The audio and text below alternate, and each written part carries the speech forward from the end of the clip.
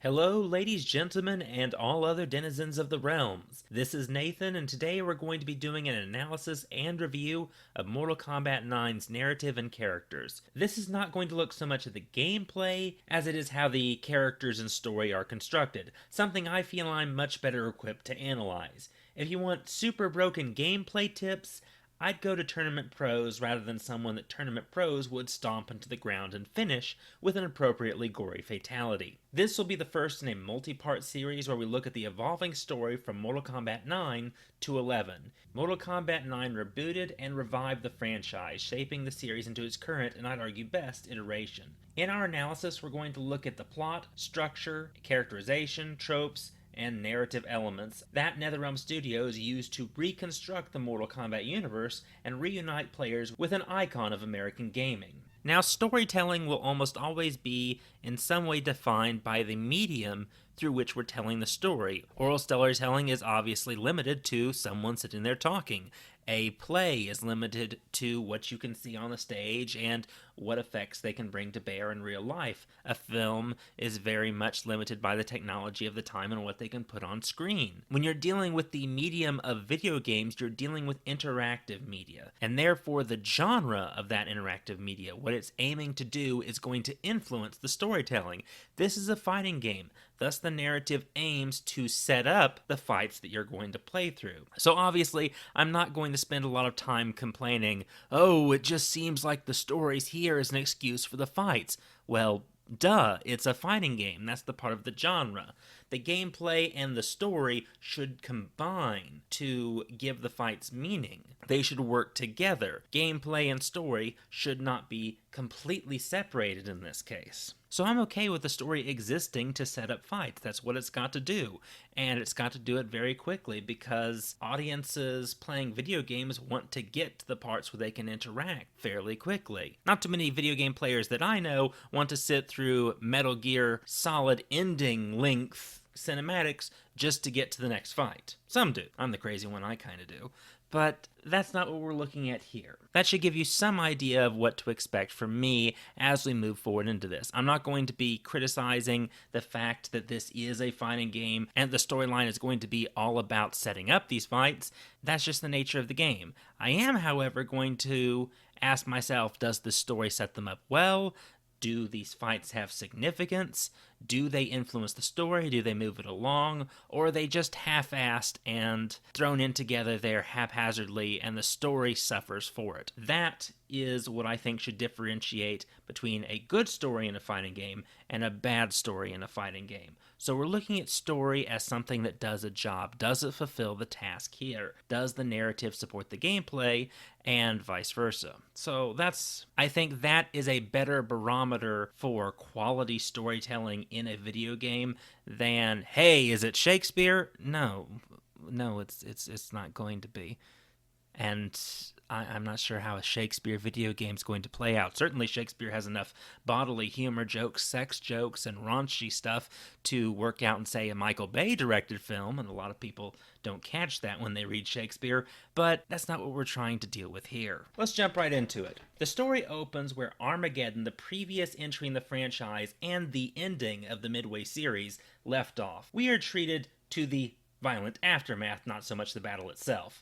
Scavengers feast on the flesh of dead fighters, and you can see the broken remains of many members of the Mortal Kombat cast. All save 2 are dead. Anyone who knows the special moves of these characters can hazard a guess or two as to who killed who, and all of that. All of your favorites, all the ones you fucking hated, they're all dead. And seemingly for nothing. The scene is reminiscent of a real-world battlefield, just with only a limited number of warriors, and I can't help but think that there's some sort of allegorical reference here to the disastrous way the franchise has been handled in the last few games. Play Armageddon sometime. Tell me that that game wasn't a mess. It was great to have all of those extra fighters, but that game, it was not balanced at all. The only thing that saved that game for me was I loved Create a Fighter. I loved it so much, and I want to see something like that eventually return.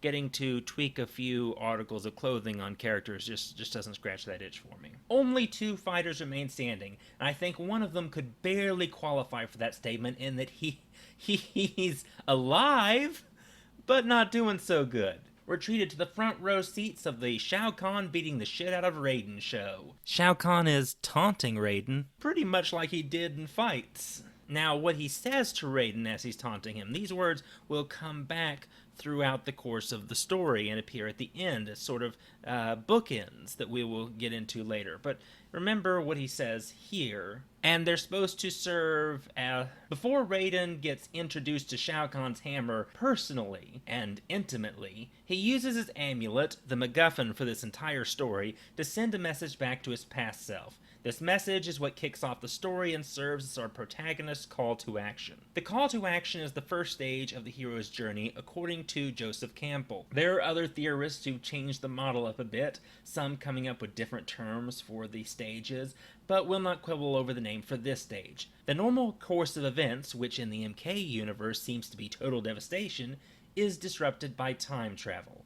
Not the traditional sort of time travel where someone heads into the past themselves, but rather in the form of an ambiguous message being sent back from future Raiden to past Raiden. And this message's ambiguity, like many prophecies from myth, is going to create a lot of problems along the way.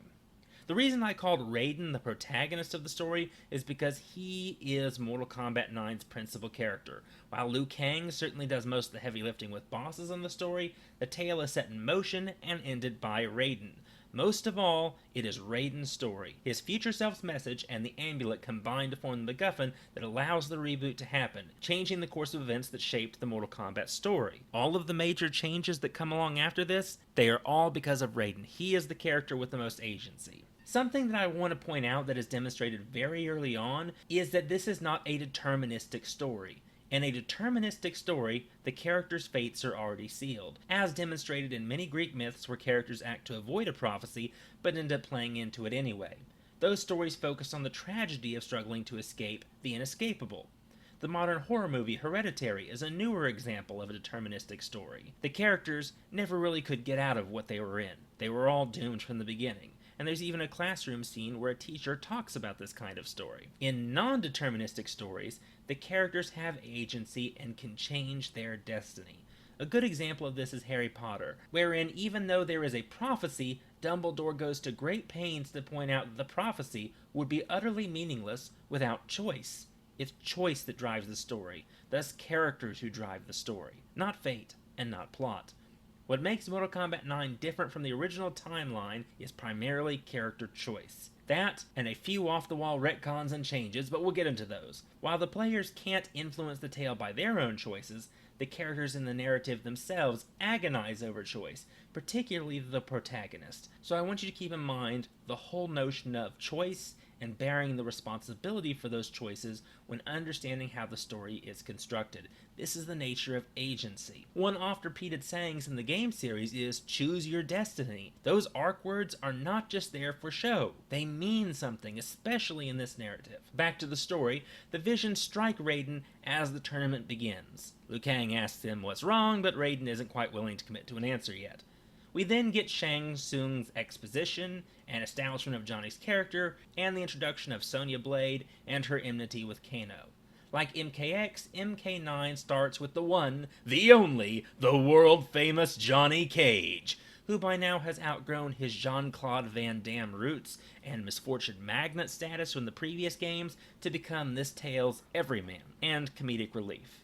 Yes, the egotistical Hollywood actor is, in many ways, the everyman. When you consider all the weird shit in Mortal Kombat, though, Johnny Cage is downright normal, excluding his martial arts skills, movie fame, money, and being descended from some Mediterranean war cult, but that last one only comes up in Mortal Kombat 10. He's much more grounded than the rest of the weird and wacky roster of Mortal Kombat, other than Sonya Blade and Stryker. That last one, Stryker, is in fact the most normal of all the Mortal Kombat characters, but how he is used in his chapter does not fulfill a lot of the roles and tropes associated with the everyman. Instead, he's used as an outsider because he hasn't been around a lot of the story and gives you somewhat of a perspective of what it's like to not have been introduced to all of the story that we, the audience, have been along with since the first two tournaments. So some of the everyman tropes apply to Stryker, but not all of them. Indeed, they're sort of reversed, so that he is the one seeing all the strange stuff that we have come to accept as normal. He still is a working Joe with a 9-to-5 job and arguably one of the most grounded perspectives on it, but he handles it with a coolness that none of us really would, and not even Johnny Cage does. I mean, when Johnny Cage figures out some of this stuff is real, he has justifiably a freaked out reaction. And thus, he doesn't serve the Watson-esque role of the everyman, who has to have things explained to them so that they understand them, and whose motivations are a lot more down to earth than the traditional over-the-top hero characters or over-the-top villain characters. This is where Johnny Cage shines. Cage is in the tournament for selfish, practical reasons. He's not out to save the world. Cage, and to a lesser degree Sonya Jax, are the people that have to have the whole Mortal Kombat War Between the Realms things explained to them, very much like Holmes would have to explain things to Watson. This is where the everyman role often intersects with the audience surrogate, where these characters who serve as the audience surrogates and everymen often ask the questions that the audience themselves would ask, and serve as a voice of what the likely opinions of the audience would be. Johnny Cage also has some of the most reasonable reactions to weird shit in the game, making him resonate more with the audience. Again, a usual everyman trait. Tack on his amusing and colorful personality, and it's a very practical choice to make him the first character we play.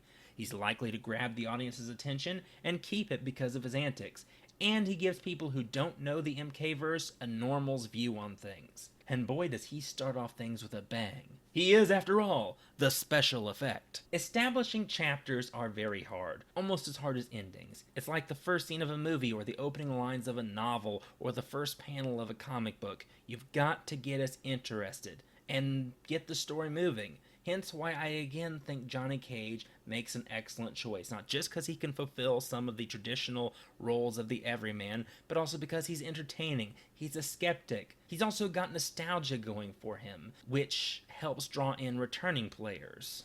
So there's a strategy at work. It helps get returning players invested, helps get new players invested. Therefore, probably one of the best choices. Now, the tournament jumps off very quickly. The game doesn't want to have you waiting too long. It expects the viewers to have a very short attention span. You can tell by how they space out the fights. And I can't say this was a bad idea, though I tend to like to spend more time with my cinematics. That, I think, is something I don't share with the majority of the audience. Cage is first pitted against Reptile, whose abilities Cage mistakes for special effects. Then Baraka, who Johnny Cage actually wants to bring on to one of his movies. Both Reptile and Baraka don't really have pronounced roles in this game other than losing to the main character, which is a shame considering how visually awesome the characters are. I love the monsters much more than the human heroes in this series. Reptile was my favorite character when I was a kid, and Baraka was one of the most memorable MK character designs in the series. In this game, they're jobbers. The term jobber comes from professional wrestling, for those who don't know. A jobber is a wrestler who consistently loses to other wrestlers in order to build them up and make them look good. Jobbers may not get a lot of respect, but they're critical to the business, and I have to admit a personal and abiding respect for wrestlers who have spent a long period of time, or even their whole careers, acting as jobbers. They build the careers of the legends. Here in this video game, it just feels like Reptile and Baraka are jobbing. I do, however, want to point out something here relating to them that is interesting from a narrative standpoint. When Johnny Cage defeats Reptile, the Lizard Man is just dragged away. Shang Tsung doesn't call for Johnny Cage to deliver the finishing blow. When Cage defeats Baraka, the sorcerer orders Johnny Cage to finish Baraka in good old Mortal Kombat fashion. Why the inconsistency? This inconsistency occurs on multiple occasions throughout the tournament, with the story only calling for an execution when it is convenient to the narrative. This irritates me a lot. It feels like a bit of an ass pull when it comes up. But I'm going to try and focus on analyzing what actually happens in the narrative, regardless of whether the rules are consistent or not, call it out when they're not consistent, and try and offer some defense against my opinions when it's a murky situation. Perhaps in this first instance, it may not be an inconsistency or a flubbing of the rules. Shang Tsung might have a solid reason for calling for the Tarkatan's execution, and not Reptile's. From Katana's behavior later, it's generally assumed that defeat means dishonor in Outworld, and probably death, so Shang Tsung clearly has the right to call for it at any time. We know that Shang Tsung is a treacherous bastard who is always looking out off for number 1. Baraka is fanatically loyal to Shao Kahn, not Shang Tsung. This is driven home particularly in his latter ending, which, while not canonical, does tell us something about his character. Baraka is one of the only evil characters who remains loyal to Shao Kahn in the latter endings, the only others being Melina and Scarlet, both of whom actually end up killing Shao Kahn accidentally anyway. Baraka kills Shang Tsung while he's disguised as Shao Kahn, because the Tarkatan was the only one to see through the deception, and his race therefore becomes the favored people of Shao Kahn in that ending. Reptile is demonstrably less loyal in his ending when he gets tired of taking everyone's shit and snaps. That ending shows that he needs Shang Tsung to restore his people, not Shao Kahn. Think about what these two endings may indicate for the political situation in Outworld and Shang Tsung's future schemes. Baraka could be a danger to Shang Tsung in the future, so Shang Tsung is quite content to have him killed off. This would allow him to remove a potential obstacle. On the other hand, Shang Tsung has Reptile's number, meaning he'd prefer not to have a potential tool wasted yet. This could be why he doesn't call for one to die, but does call for the other to die. Anyway, here is where we see Johnny Cage faced with his first character-defining decision. Will he kill an enemy combatant? It's here he begins to realize that this whole thing might just be real. He refuses, of course, which is the natural good thing to do, and Baraka gets carted away. It's decisions like this that display who a character is. There are two forms of characterization in storytelling, direct and indirect. With direct characterization, we're told things. Oh, he's a bad guy. Or eerie music plays indicating this person's a bad person. Something like that. Whereas indirect characterization could best be described as showing instead of telling. Johnny Cage just showed what kind of person he was when he refused to kill a helpless opponent. Raiden tries to reach out to Cage and gives us some more exposition, but Johnny brushes the Thunder God and the explanation off, seeking comfort in something he understands, pursuing hot chicks. And he was already flirting with that soldier in that non-regulation uniform already. Naturally, his pursuit of her goes terribly, leading to one of the sillier fights in MK9 as Johnny's attempt to be chivalrous gets him into a battle with the girl he wanted to pick up. I've never been that much of a wonder with the ladies or the menfolk myself, but I can tell you that beating the shit out of someone in a fight is not a great way to start a relationship. That's just my 2 cents. It gets worse when this leaves Sonya vulnerable for Kano's sneak attack. Johnny ends up having to play the real-life action hero here, though, and save Sonya from Kano, resulting in Sonya eventually accepting his help. This serves as the climax of the chapter, where Johnny must live up to the talk against a real-world supervillain. You know, upon consideration, I actually like the juxtaposition of an action star who fought fake villains in movies having to duke it out with a real mass murderer who has managed to kill members of the SF and elude capture for years, even saving a damsel in distress just like in those movies. Kano is not the most glamorous of chapter bosses in the game, certainly not, but this fight does have some additional meaning to both the characters and the narratives, particularly considering Johnny's has been all about making movies about this very same make-believe scenario. He has now graduated from faking the world-saving business to literally saving the world. Or at least the girl, and as you know, save the Special Forces officer, save the world. Thus far in the story, Johnny has remained a largely static character. He's remained the same person throughout. He's made a physical journey, but he hasn't yet really made a emotional one. He just realizes that the whole thing is real. The most dynamic person in this chapter is Sonya, who goes from standoffish to at least accepting an alliance with Cage. That doesn't mean she isn't standoffish in the next chapter, but at least for now, she's accepting help from someone. This character shift leads us into Sonya's chapter, who is also one of our more mundane characters. Now, I want to point out something here. Much like Saturday morning cartoons, character changes and events within the story happen at a very fast pace. This is not like a literary novel where minute changes occur over the course of many chapters. The changes in character outlook and in the narrative happen really quickly. This sort of fast pace is intended for audiences with a short attention span, or for shows and the like that don't really have a lot of time to work with. This is why when you're watching a cartoon show, characters seem to change their minds or learn lessons really, really quickly, whereas if you're watching some live-action movie that won an Oscar, It takes 2.5 hours to do the same thing, but they do it in much more detail. Many of the big character changes and moments that you're going to see in this game are going to happen very quickly before we have to move on. This is one of the creative choices they have made, considering that this is an interactive experience and they want to get to the interactive components relatively quickly. I also want to pause here to point out that Sonya's position in the military tells us that the US military in the MK-verse operates very differently from the way it did in the real world in the 1990s. We don't know what branch of the SF that Sonya is in, but a woman most certainly wouldn't have had a combat position in any of the Special Forces units in the 90s in real life, much less have the equipment she does. It's sort of like the old Resident Evil text claiming that Jill was an ex-Delta Force operative before joining STARS, all before she was 23.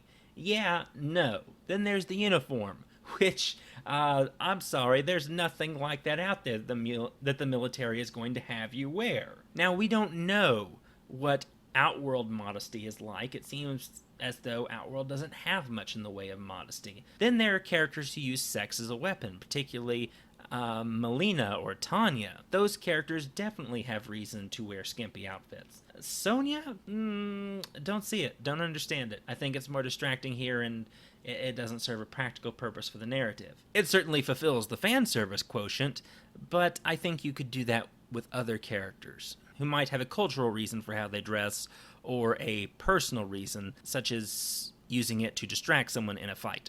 Anyway, Sonya's chapter has a clear and practical goal as well. Johnny Cage was here for selfish reasons. He wanted to be recognized for his talents, for people to know he's not a fake, and to get the girl in the latter half of the chapter. Sonya, while not here to save the world, is here for a somewhat more selfless reason than her predecessor. She's out to save her partner and bring Kano to justice. She finds Jax real easy, and just as easily, Shang Tsung finds her. We're introduced to Sub-Zero here, her first combatant, who seems to have joined the tournament for much different reasons in MK9 than he did in the original game. The Lin Kuei had been hired by Outworld and fight on Outworld's behalf, whereas in the original, Sub-Zero joined the tournament to assassinate Shang Tsung. That may actually be Sub-Zero's assignment at the same time. He could easily fight for Outworld and be there to kill Shang Tsung too, perhaps on a rival's orders. Sub-Zero's introduction here, though, is less than stellar. While his appearance is cool, his first fight doesn't go very well. And there's another pointless good guy versus good guy fight right after that. Sonya decides that she's got to fight Raiden because Raiden gets in her way. It makes no sense why she jumped the gun like that. It just happens. And after Sonya beats him up, he gives her instructions about shielding her eyes, and for some reason, she follows the instructions of the guy she just beat up and gets teleported away with Jax. The two female ninjas, Jade and Katana, show up to attack her. She defeats them both.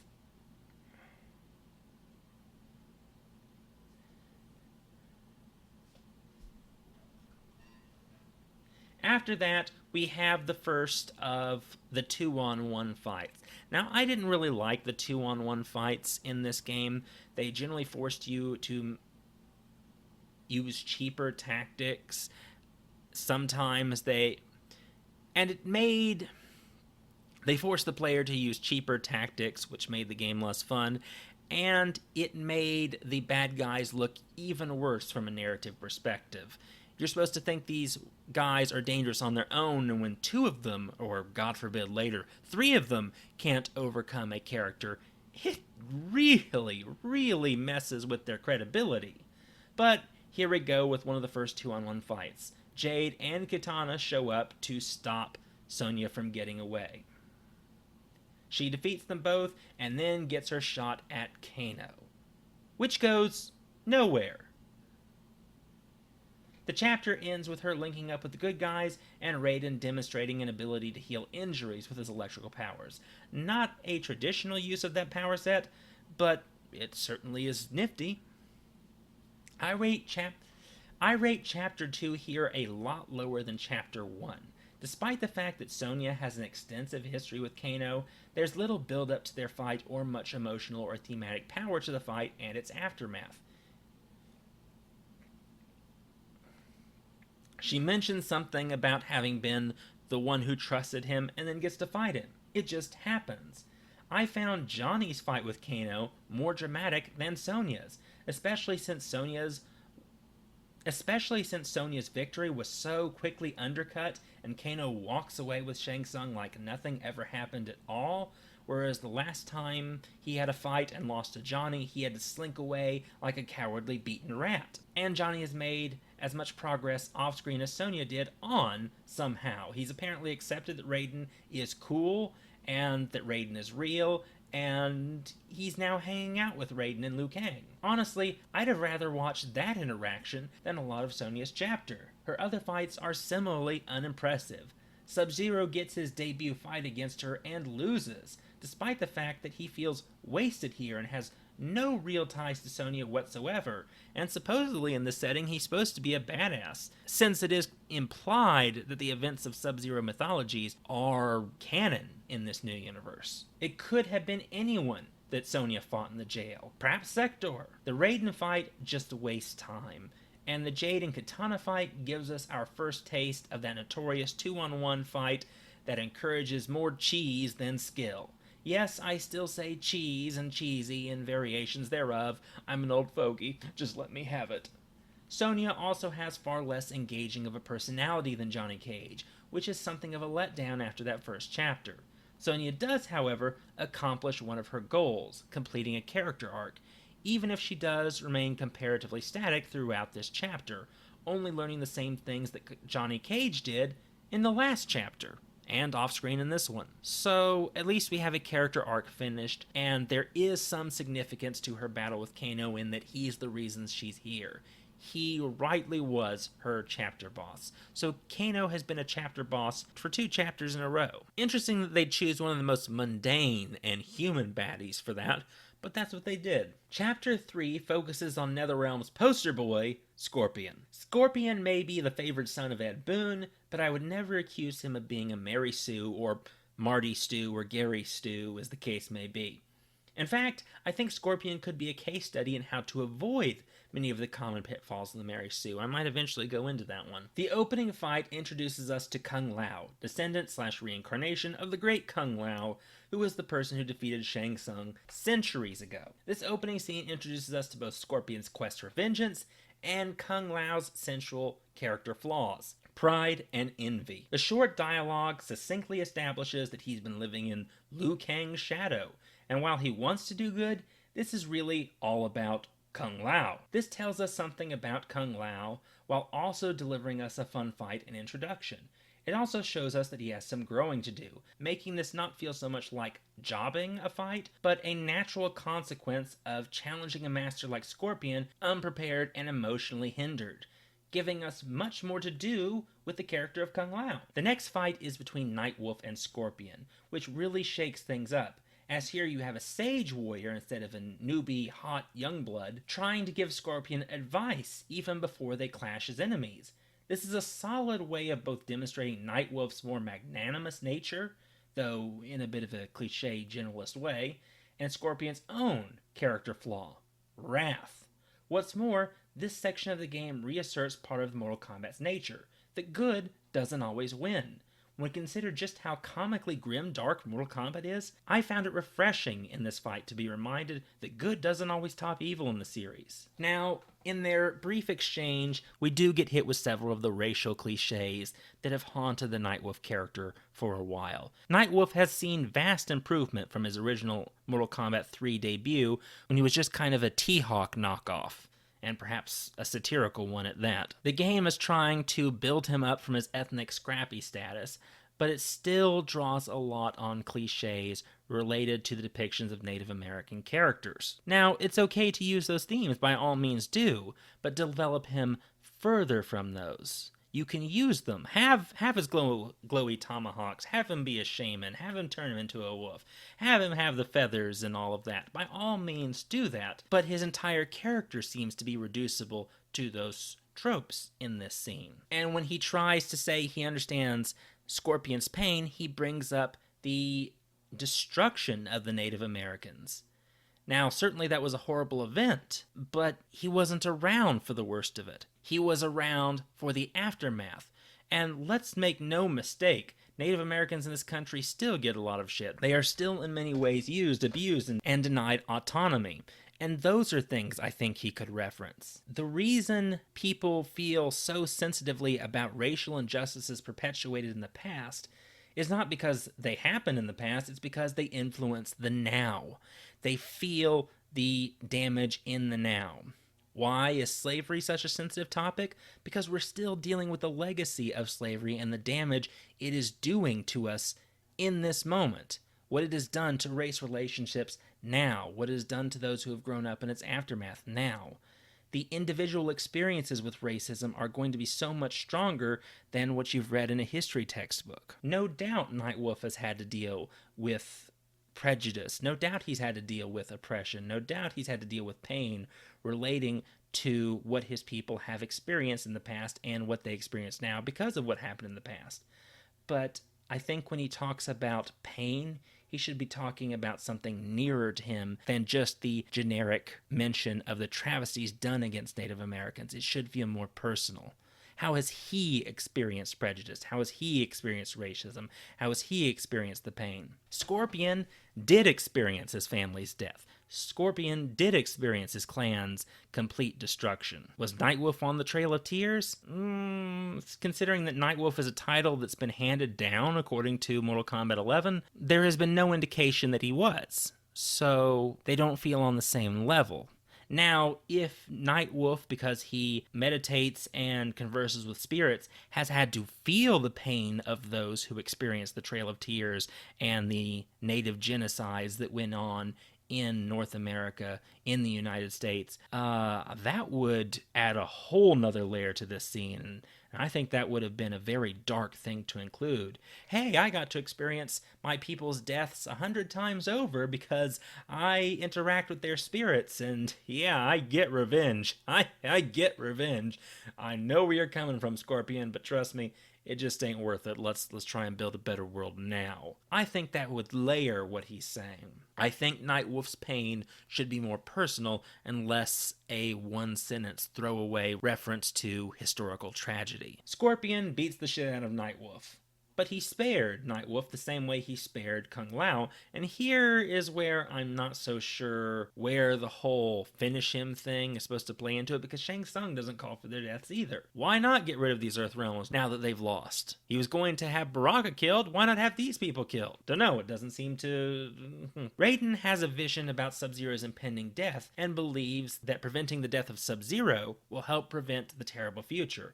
Thus he comes to offer Scorpion something pragmatically better than revenge: the return of his clan and his family to life. The deal is, as long as Scorpion defeats but does not kill Sub-Zero, then Raiden will speak to the Elder Gods on his behalf and try and get this done. Scorpion, though in some way under the sway of Quan Chi's magic, has the autonomy to agree. Next, we get to see Sector and Cyrax for the first time. They're human forms and not their cyber forms in this case. We also introduce the Lin Kuei Cyber Initiative that is causing a schism within the ranks, as demonstrated by Sector and Cyrax and their argument right before the fight. This disagreement proves pivotal in the next chapter, demonstrating warring philosophies within the Lin Kuei clan, but for now it's more character background and foreshadowing. Their unity is reaffirmed when Scorpion passes by, but this only covers the wounds. It does not heal them. The next fight is the first one of the 2-on-1 battles that actually feels sort of right. I'm still not fond of the 2-on-1 battles, but it feels really badass for Scorpion to kick the shit out of the other Lin Kuei before he faces his old Lin Kuei rival. There is a history between the Lin Kuei and the Shirai Ryu, so even though these aren't the two that wronged him, there is still significance to this fight. Then we get to have the whole Sub-Zero Scorpion fight, the epic clash between the two iconic mascots of Mortal Kombat, and it begins in just an awesome manner as Scorpion grabs Sub-Zero and yells, "To hell with you," as he drags him literally into hell to have the fight on a bridge over lava. This is one of the end of chapter fights that has been built up, and that's just even on a meta level alone because of the history of these two characters, never mind what's at stake for Scorpion himself with his family potentially being restored. Scorpion wins, but really loses at the same time. At first, Scorpion claims that he has avenged his family and spares Sub-Zero, as he promised Raiden. But, like the malevolent trickster figure archetype that he is, Quan Chi shows up and taunts Scorpion, showing him images of his family's slaughter. Sub-Zero tries to tell Scorpion that that isn't him, our first narrative hint that Quan Chi is really the killer of Scorpion's family, but the Blue Ninja is unsuccessful. Scorpion pulls his classic fatality on him and burns him to the skull and spine. In that moment, Scorpion gives in to his principal character flaw rather than conquering it. He ended his character arc, yes, but in a manner more befitting the character's anti-hero status and the Mortal Kombat series' crapsack world themes than those of the heroic journey. In that moment, Scorpion gave in to rage that mattered more to him than what he could lose. What's worse, he damns himself to unknowingly serving his family's actual murderer. He got his vengeance, but he doesn't get his family back. And as we see later, Scorpion loses more and more of his autonomy to Quan Chi, perhaps because of this very act. If it is because of his decision in this moment, I would have liked that to have been directly narratively mentioned, but we see the effects of it either way, so it doesn't really matter too much. Chapter 3 took things up a notch from the previous chapters, ending with a spectacular showdown between Scorpion and Sub-Zero. This chapter also had serious consequences for the characters, unlike the previous two chapters. It also set up characters we'll play with in the future, and shows us how Quan Chi is destroying what is left of Hanzo Hasashi, making him more and more his slave.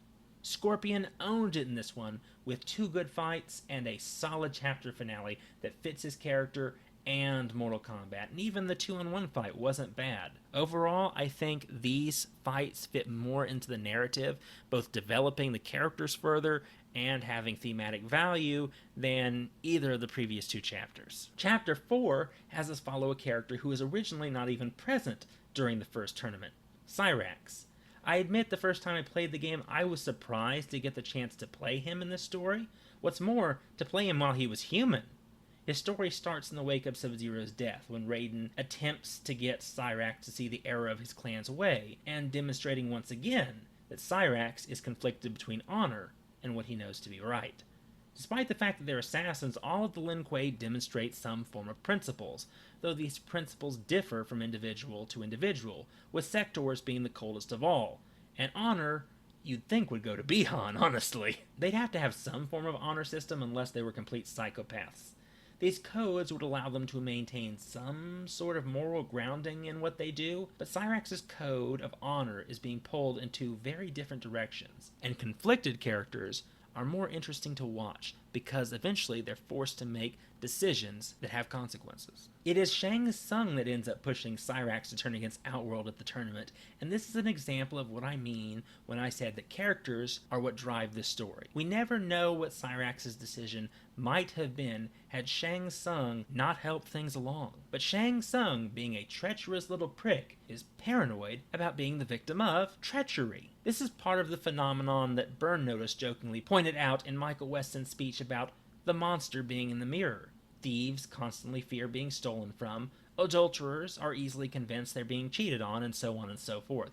The fact that Shang Tsung is treacherous makes him prone to seeing the treachery of others, whether it is there or not. Since he's working with Quan Chi, this is probably pragmatic. But here, his paranoia leads him to make the foolish decision of sending his own people against Cyrax, pushing the assassin more towards Raiden. In the end, it is Shang Tsung's own nature that betrays him, rather than some cosmic twist of fate, which I think is much better than just the plot directing things. Well, Cyrax defeats those 2 would-be assassins, one of whom is Shiva, and continues on with the tournament. He defeats Johnny Cage, demonstrating to us what a well-trained, focused warrior can do to an arrogant opponent. But here, Cyrax, still reluctant, tries to walk a thin line between both things he believes to be right. He doesn't kill Johnny Cage, even though he defeats him, claiming that since he eliminated him from the tournament, he's fulfilling his task. Now, here's where I'm again bothered by the fact that it is inconsistent when characters are supposed to die when they lose a fight in the tournament. Make up your minds about the rules, people. It only seems to matter when the author wants it to matter, and that's really, really irritating. The rules must be consistent. Sector doesn't agree with Cyrax's half-assing it, claiming that Cyrax must follow the orders to the letter, and that Cyrax has broken his oath. This finally breaks down relations between the two, leading to Cyrax fighting Sector. After Cyrax defeats Sector, he proclaims that he will not give up his humanity and soul. Chapter 4 is one of the best, if not the best, of the first tournament arcs, and maybe even the whole game. Yes, this story eventually ends in tragedy rather than success, but I find that tragedy deepens our understanding of the internal conflict within the Lin Kuei, and the sheer horror of what they're doing to their own.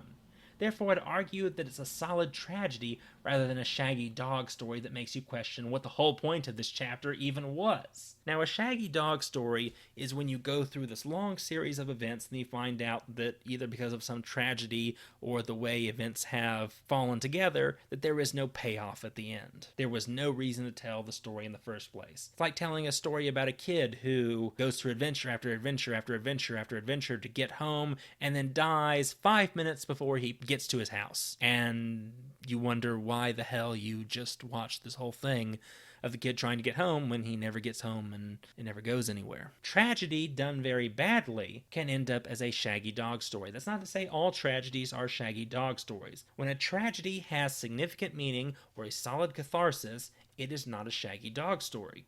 It functions on its own. Chapter 4 has Cyrax's highly character-driven arc, and we get to see him make choices that define the story.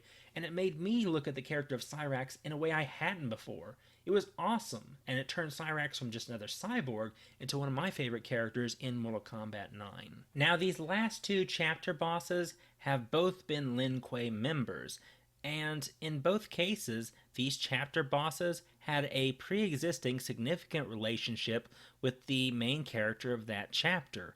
For Scorpion, it was the end of his quest for vengeance, or what he thought was the end of his quest for vengeance, and for Cyrax, it was his decision to remain human and to abandon the Lin Kuei's dishonorable ways to become his own person.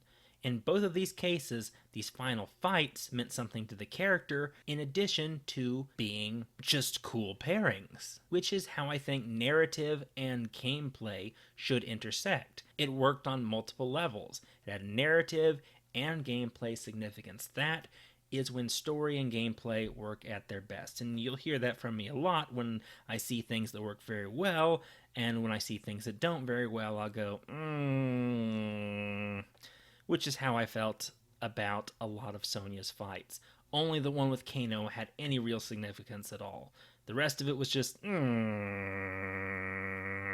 At least Johnny's first two fights showed us how out of his element he really was, therefore having some purpose. Overall, Scorpion and Cyrax's chapters were much stronger than the first two chapters of the game. Both, in some way, also are a prelude to their off-screen transformation into the henchmen of other villains, which, for Cyrax, is a particularly sad fate. Chapter 5 focuses on Liu Kang and introduces us to Ermac in rather splendid fashion. I do like the Red Ninja's new sorceress design, and while Ermac is a jobber like pretty much every other baddie in the game that you don't play, he appears to be the strongest and most dangerous of the jobbers, incapacitating more than a few Earthrealmers in the story, and later ripping off someone's arms. No one you would know, right? At this point in the story, Liu Kang defers to Raiden in all things, maintaining his faith and focus and being a good guy in pretty much every way possible. This is our straight man hero being his most straight manish, something that made people call him boring in the past, before he became a zombie. Then they all wanted him back. Well, here, he is back, and he is good guy. Hear him roar. Now, since this is the fighting genre, romance is really on the periphery of Mortal Kombat, at least in this game, and the ones in the series thus far to follow. I wouldn't mind seeing romance become more a part of the story if it's done well, but here it's rather clumsy and shoehorned in for drama. Like with Sonya and Johnny, the influence of the first Mortal Kombat film remains strong, and those romance storylines that were in the film that eventually made their way into the canon of the games return here. Kitana is sent to kill Liu Kang and fails, and when she is defeated, she prepares herself for death, telling Liu Kang he should kill her. But Liu Kang not only spares her, he agrees to act as if nothing ever happened so that no one else would punish her for her failure. While all of the good guys have spared evildoers up to this point, and Katana has even witnessed it happen, this kindness touches her, as we'll see later, and has a lasting impact. While I am all for events in the story changing characters' minds, I do wonder, why is this one so significant? She saw Johnny Cage spare Baraka. Why is this one the one that makes her go, oh, this is a super nice guy? It's because he's handsome? Is it because it's her that spared and not someone else? And she was defeated before, so why didn't she offer to die then? What's the difference here? It's that inconsistency, again, that creates a problem. Why does she expect to die here? Because the story says so. Not because she comes from a culture that says so. She does come from a culture that equates defeat with death, but the last time she was defeated, that didn't happen. She didn't seem to expect death, she just walked off. Toodaloo, I have lost, but my honor's fine, and I'm not dead, toodles. Here, she expects to die for her failure. Why the change? Why is this scenario different from the previous one? Dunno, it just is. It's here so that Liu Kang can be a nice guy to impress her and she can go, oh, handsome nice guy. It's definitely part of the typical pattern where a character is so nice they break the ice with the bad boy or the bad girl. Whether it's Beast Wars with Black Arachnia and Silverbolt or Riddick and the blonde captain from Pitch Black, there is that point where the good character is supposed to make an impression on the rough and tumble character, facilitating their heel-to-face turn. I wouldn't mind seeing that character progression happen. I just think it should happen without being forced. I think it should happen with what is consistent based on the character's behaviors. Also, keep in mind that she has been an assassin for Shao Kahn for 10,000 years and been raised an Outworlder for 10,000 years. Mercy probably should be foreign to her. And if it was, she should have shown that earlier. She gets nice really fast for someone who's been killing people for 10,000 years. But okay, we apparently have to accept that because this is a game where change is fast-paced, as already mentioned before. But here it feels particularly wrong. Anyway, moving on. Eliminating the last people involved in the tournament on Outworld side, save for their champion. This ends up leading to him being teleported to face Goro, who also has a great character introduction here. He looks vicious as fuck for the graphics of this time, and the whole teleportation to his lair makes this intro feel a lot different from the others. Setting Goro apart from the other fights gave him a special epic flair. I don't mind saying that I really wanted to play Goro after this fight. He was intimidating. Liu Kang obviously beats Goro and then returns to the chambers where everyone's waiting and he faces Shang Tsung. He defeats Shang Tsung and we get the happy ending from Mortal Kombat 1 and the heroes from Earth start to congratulate themselves. Raiden at first thinks, okay, I've done it. I've worked my magic. The future is not going to turn terrible, and then he looks down at the MacGuffin in his hands, and his amulet begins to fracture, and he realizes he's changed nothing at all. Now we, as the audience who are familiar with the previous Mortal Kombats, know that this is what already happened. Thus we know that Raiden has not changed anything meaningful. This is when he realizes it, though, and this is the beginning of him really beginning to push for change. He realizes these visions are what's happened in the past, not necessarily what he should do, which changes the game. So in this first segment of the game, the first Mortal Kombat tournament arc, everything has gone according to canon. What changes have been made were not instigated by Raiden, rather they were retcons into the story. Oh yeah, Baraka and Shiva and the Lin Kuei were there the whole time. It's sort of a remember the new guy deal. Now, some of these retcons into the story added a lot more, like having the Lin Kuei ninjas there besides Sub-Zero, and having Cyrax turn on them to try and maintain his humanity. I think that was a great story. Having Kung Lao there allows us to introduce the character and all of his flaws before he grows. It also lets us meet Nightwolf earlier on, so I think those work pretty well. Why have Shiva there, though? She doesn't add anything in this case. I think Shiva was horribly underutilized. Same for Baraka, and same for Reptile. They're just there to get their asses kicked. There is no character development for them, there's no character arc for them, and we don't really see anything that indicates their personality at all. Overall, I think they should have spent more time focusing on the villains. Indeed, a villain chapter might have been appropriate. And I don't count Scorpion as a villain chapter. He's more of an anti-hero or an anti-villain, depending on whose side he's on. This could have also been used to eliminate all of the good characters from the tournament, aside from Liu Kang, forcing us to acknowledge that Liu Kang is our only hope. Sonya, technically speaking, was still in the tournament, as far as I could tell. Overall, though, I think these retcons made the story more effective, not less effective. But now Raiden is going to start pushing things along and making changes. And I think this is where we're going to end the first episode. But before we do, I wanted to acknowledge that you're probably at this point seeing a lot of the things I come back to. Despite this is a fighting game, the fights should have narrative impact or thematic impact or have some sort of meaning for the characters. The fights or pre-banter before the fight or after the fight should introduce new character traits, make us understand the story a little bit better, or have some sort of significance to a character arc. They shouldn't just be there. And the fights that are just there and don't have a narrative purpose or even work counter to a narrative purpose, well, they stand out like a street hooker in the front row of a Catholic church. And that is what I want us to be critical of. I want us to go, does this work? Does this add something to the story? If you're going to craft a story for a fighting game, learn from those stories that have already been crafted in that genre. What worked? What didn't? What can we learn to better our storytelling skills? This is an example of what I hope is constructive criticism. We're trying to learn from what doesn't work. We're trying to do better or expect better or understand why certain things don't work. We're not just here to go, oh, this sucks, or dude, that was awesome. We're going, well, why? And that's what I hope to do with the rest of this series on Mortal Kombat. What works? What doesn't? What can we learn from? How should this shape the future of the Mortal Kombat series? And now, I don't expect any of the creators of Mortal Kombat to ever look at these things and go, hey, that's a good idea. They're probably never going to hear of this very low budget podcast. But between you and me, I think we should look at this as an exercise in video game narratives and how the genre shapes them and how to effectively use them within the constraints of said genre. Well, that's it for me today. We're going to continue on with the Mortal Kombat series in the next episode. Thank you so very, very much, and prepare for violence next time. Toodles, everyone.